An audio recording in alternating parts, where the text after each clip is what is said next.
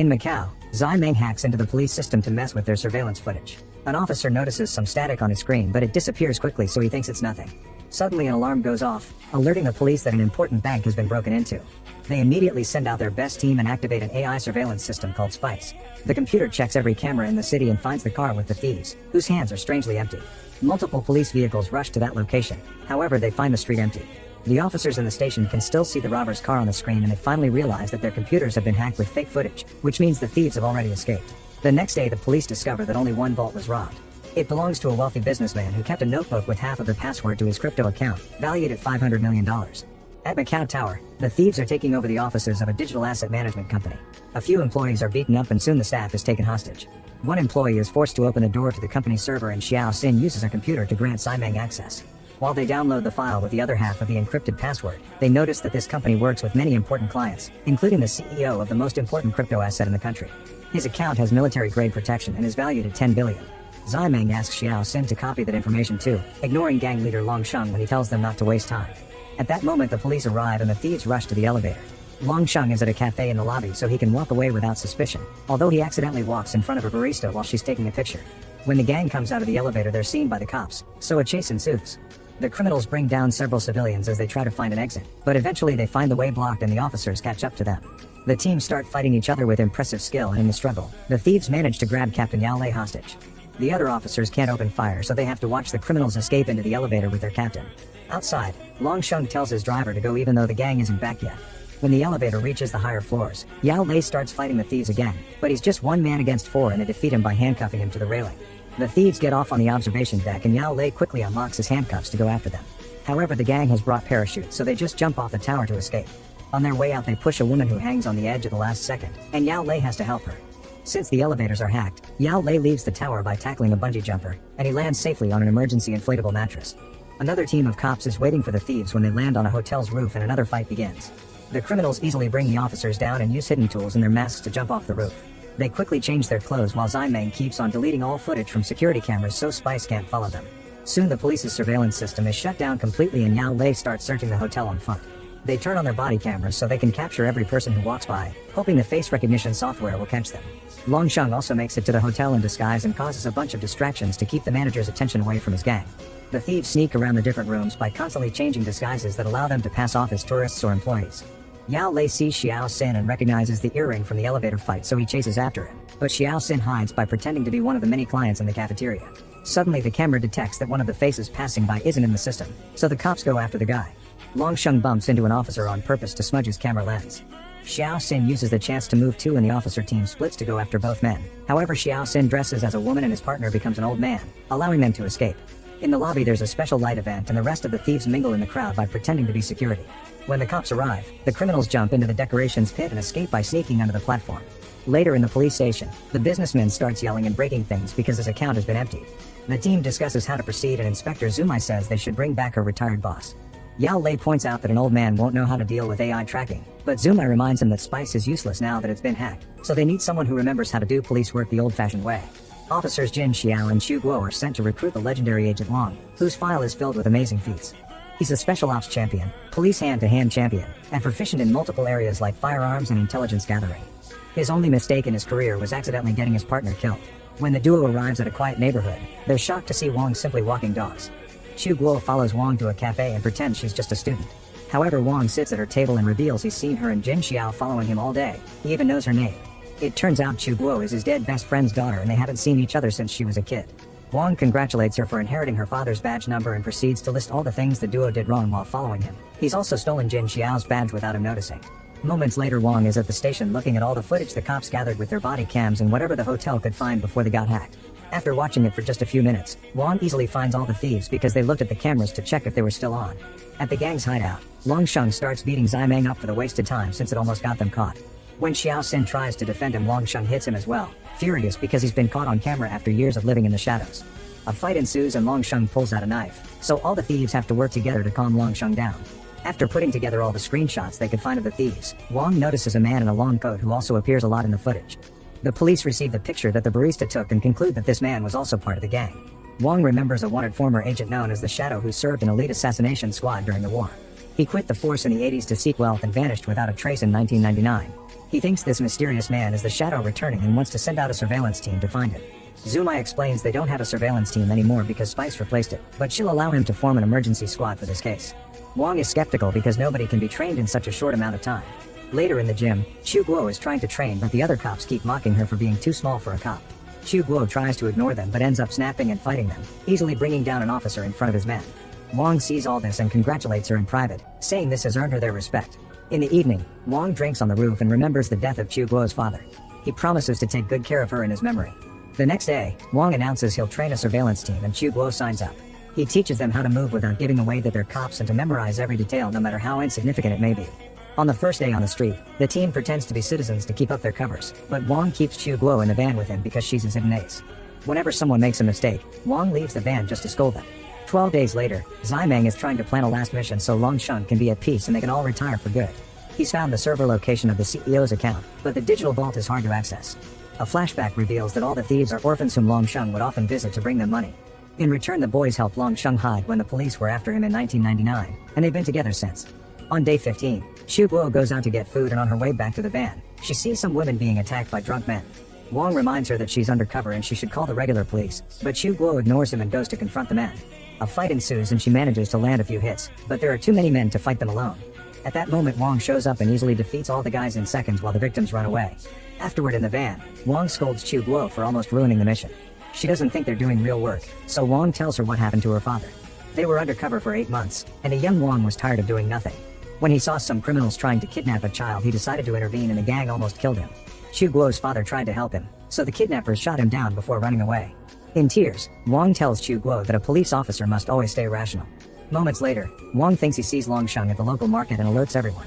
The team moves to surround the market while Wong asks Chu Guo to follow their target up close since she's the only officer whom Longsheng hasn't seen. When Longsheng almost sees 2 of the cops, they kiss to keep their faces hidden. Chu Guo pretends she's looking for something on the ground and sees Longsheng's reflection, confirming his identity. Wong keeps everyone from moving the camera or turning around, so Longsheng leaves without suspicion. Afterward, the team follows him from the shadows and discovers which building he's getting into. Chu Guo decides to go inside as well and Longsheng recognizes her from the market, so he gets his knife ready. At the same time, Wong is double-checking the footage and notices that Longsheng looked at Chu Guo twice. Realizing he'll recognize her, he rushes into the building too and pretends to be her dad, scolding her while removing her earpiece.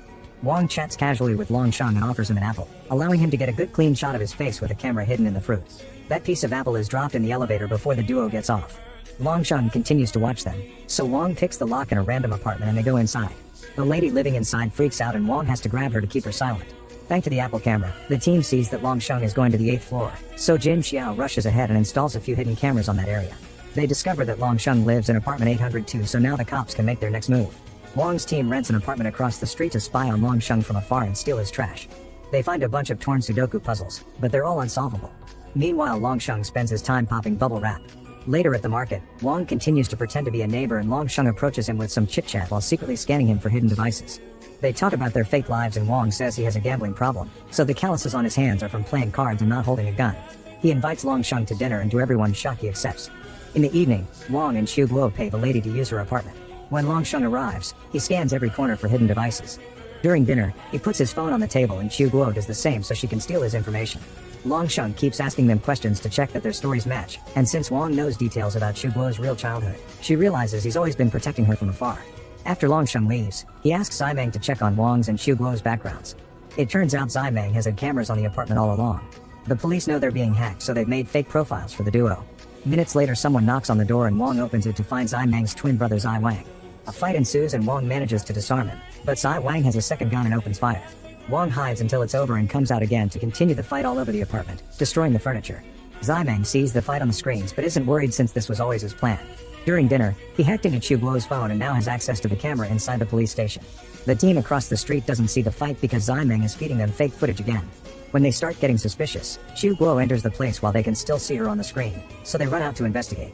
Zimeng informs his brother that the cops are coming, so Zai Wang opens fire to force Wong to hide. Then he jumps over the balcony and window using special cables to escape. The next day, the surveillance team returns to the street while other cops search Longsheng's apartment. There's a cabinet full of bubble wrap and Wong realizes it's connected to the Sudoku puzzles to make a code. Suddenly the van is hit by a truck, which sends it rolling into the police building. The truck breaks in two and after hitting the van again to knock everyone out, a group of mercenaries comes out to attack. Several cops are killed and bombs blow up the police cars. Zumai realizes this is a distraction and tells the surveillance team to stay on the street to find Longsheng. Chu Guo wakes up and pulls Wang out of the car before grabbing a gun to join the fight, shooting down a bunch of mercenaries with great aim. Soon Wang wakes up too and works together with Chu Guo to bring the last men in the room down. Then Wang explains that the Sudoku puzzles represented Braille, which Longsheng decoded by using bubble wrap.